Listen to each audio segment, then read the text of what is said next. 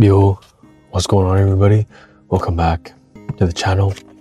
I hope everyone's doing well, and welcome to day 48 of reading 101 essays that will change the way you think. As always, shout out to Brianna West for the text, and today's title is 16 Reasons Why You Still Don't Have the Love You Want. Number 1, you want someone else to do the work of unearthing, creating, activating, and then convincing you of the love in your life.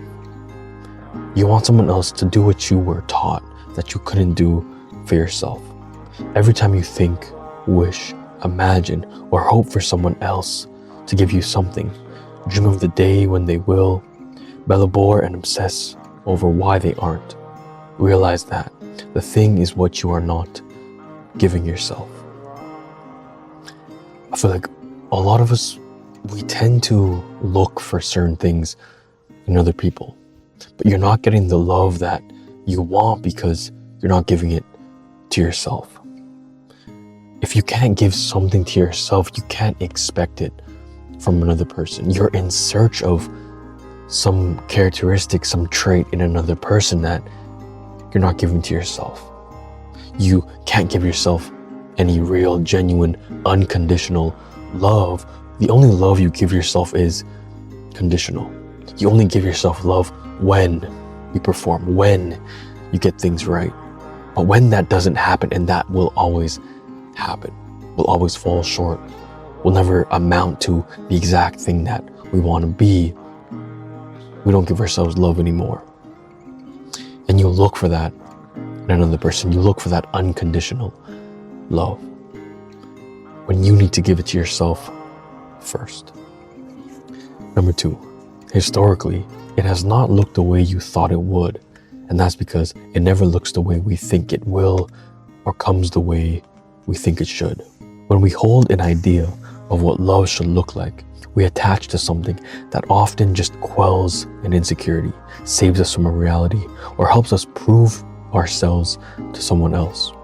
Love never looks the way we think it will because it's not supposed to look any certain way, because the look of it won't actually give us the experience of it, but the pursuit of that will distract us from actually finding something genuine. Nowadays, I feel like everything is about perception, about the way we think things should look. And when things don't look that way, we abandon it, we leave it. A certain relationship isn't how it looks in the movies, isn't what you made it up to be in your head, so you leave it behind. When it could be a genuine relationship, it's not what you think it should be, so you just walk away. Number 3, you think that love is just a good feeling, when love is really a consistent state of being in communion with body, mind, and soul. It is a daily commitment to learn what it means to love someone else in small, practical, mindful ways. You can be more or less attracted to someone, more or less compatible, but choosing to love and appreciate someone, regardless of those variables, is a constant that you can choose. And it's the belief that you can't, because love must give you what you cannot give yourself, that leads to many breakups, divorces, etc. Loving is just the small things, the small everyday things that we often neglect. It's not those humongous big gestures, but it's in the everyday, mundane. Number 4, you are unaware of the fact that love is nothing but an enhancement. It magnifies and brings clarity to whatever is most present in your life. So if the things that are most present are self-doubt, lostness, insecurity, you will only have more and more of that. Love is not your life. It is the avenue through which you share your life and more palpably see yourself. Love is not a means to an end. Love isn't when I fall in love, then everything wrong in my life will go away. Everything wrong in your life will be amplified because there is another person there to point out those flaws, another person there to not sit with you through them, because love will always enhance what is happening. If you love yourself, another person will enhance that self love. You are a disciplined, motivated person. Love will always enhance those things. But you have a lot of destructive behaviors, toxic behaviors, insecurities, anxieties. Love will also enhance those things. Love doesn't just magically make them disappear. Number 5, you believe that love will blossom when these circumstances are correct, as though you must place 2 reactive chemicals together and assume that an instantaneous physical emotional response should equate to lifelong sincere love. Hormones are reactive. Expectations are reactive. Love is cultivated from and because of those things, but more effectively because of a mutual appreciation and respect for one another. Number 6, you are caught up in trying to make yourself objectively appealing to the opposite or same sex, as opposed to really finding who you are and then attracting someone who appreciates that person too.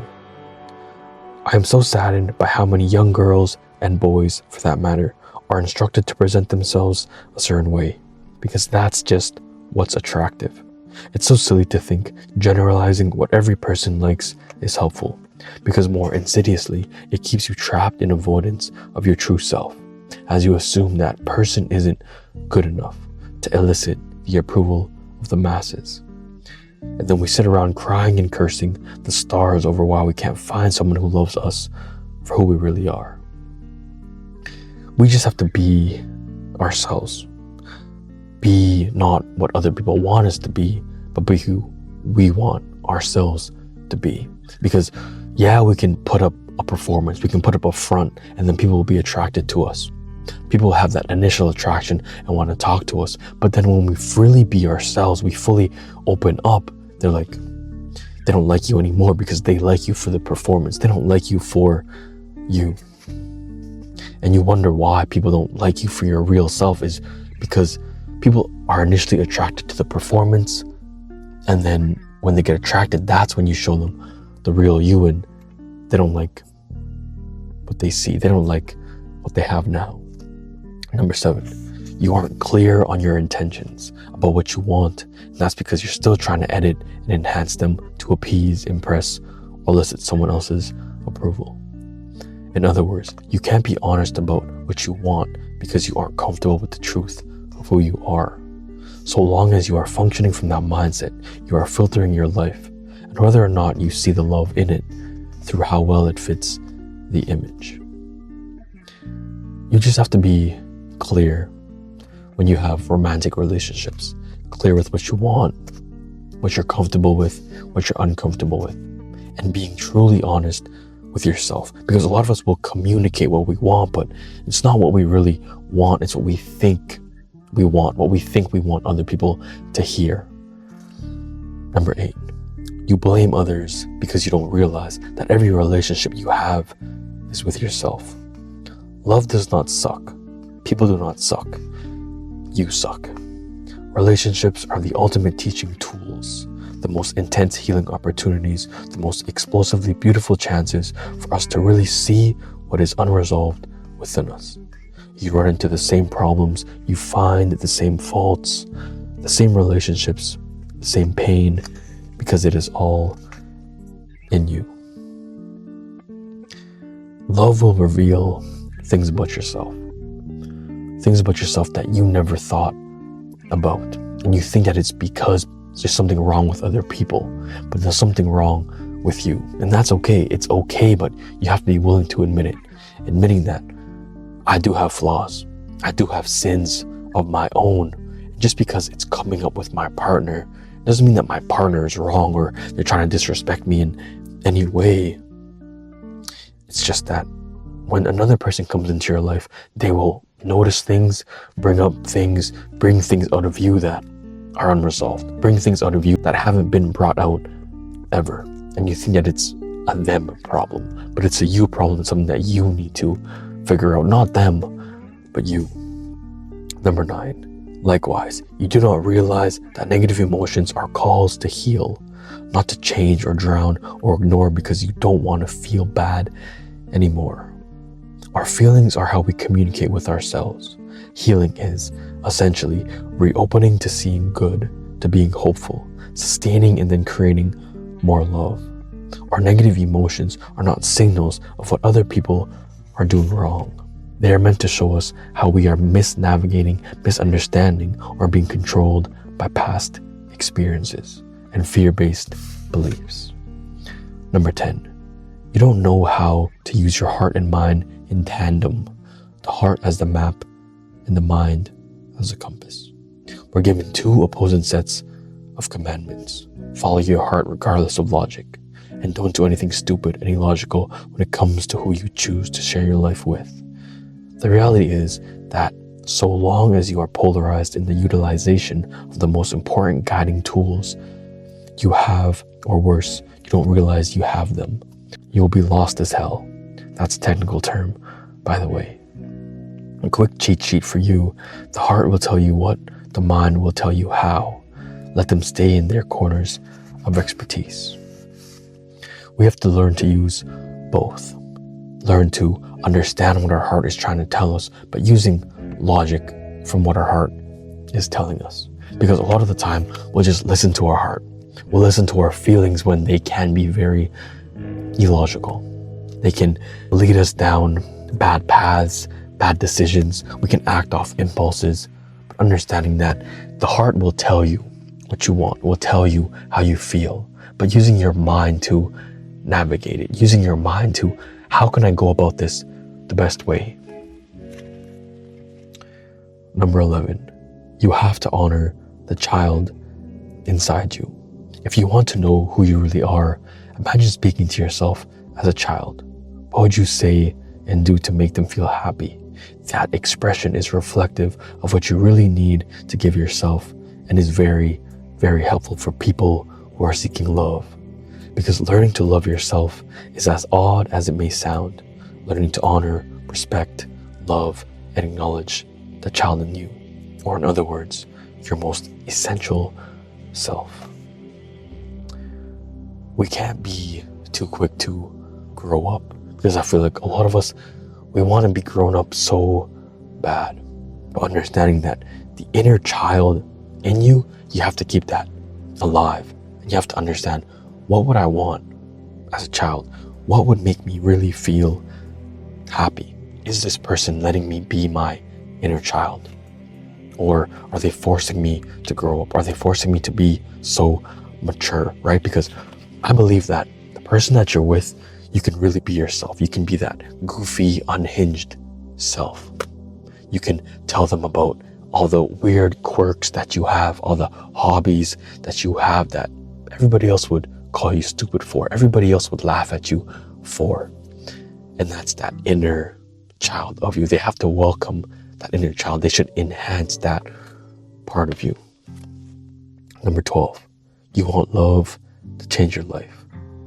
You want it to provide for you what you think you cannot give yourself: stability, security, hope, happiness. So long as you function on this belief, you place love as being something that is outside of you, when the reality is that you cannot see, create, or experience on the outside which you are not already on the inside. Speaking of, this is 13. You don't realize that what you love most about others is what you love most about yourself. The more you are open to your own joy, the more you appreciate others. The more you are healed of your own anxiety, the less you have to cast blame and try to fight others into fixing you. Loving someone else comes down to being able to see what you appreciate about them, as it is similar to what you appreciate about yourself. 14. You not only think that someone else is responsible for fixing you, but that there's something wrong with them if they don't. And so you want to change, fix, or condemn them for how they've wronged you. You want to blame them for not being good enough. You want to impose on them a whole lot of what you're really feeling about yourself. Nobody else should fix us. Nobody else isn't responsible for us, for our problems. Yes, they should be willing to help, but we can't put that responsibility onto another person, because oftentimes I feel in relationships, you have a problem internally, but you're looking to your partner to fix you, and it's not their job, and then you're faulting them and blaming them because they don't know how to fix you. They don't know how to navigate this situation, and you're blaming them. But it's your problem. It's not their problem. I believe that they should be willing to help you get through your problems, but you're putting way too much responsibility on them for it. 15. You've forgotten kindness, when kindness is the fabric of love. I don't think there are people crueler to one another more than people who really, really love each other. They see so much of themselves in one another that they simply cannot stand it and retaliate in all the same ways they are rejecting themselves. The foundation of a happy relationship and life, really, is unconditional kindness. It's synonymous with love, and maybe even more effective because it shows you the action as opposed to the feeling or expectation. 16. You are looking for the answer outside of the question. For the 10th time, say it with me now. The love you really want is your own. What you're seeking in someone else is what you aren't giving to yourself. What angers you is what you aren't accepting and healing. What gives you joy and hope is what you already have within you. Finding a relationship to be that great enhancer, to have someone to share everything with, begins with you. It's as though we are taught to love ourselves first, without ever being told that loving yourself is giving yourself what you want someone else to. Loving ourselves is the key. It's the key that unlocks the door to healthy relationships. But a lot of us, we don't love ourselves, and we don't show ourselves enough kindness, unconditional love in order to be able to open that door. A lot of us will have unhealthy relationships with ourselves and wonder why we have unhealthy relationships with other people. A healthy relationship with another person always starts with yourself. So stop thinking, why is my relationship unhealthy? Because you don't have a healthy relationship with yourself. Or maybe you do have a healthy relationship with yourself, but does your partner have a healthy relationship with themselves? And it's honestly, truthfully answering that question. Do I not have the relationship I want with other people because of me or because of other people? A lot of the time, it will be yourself. And you have to be willing to admit that. Because once you admit it, you can then work on it. So tomorrow's title is How to Actually Change Your Life This Year. So I hope everyone's doing well. I hope you enjoyed this video. You have a great rest of your day. And I'll see you tomorrow for day 49.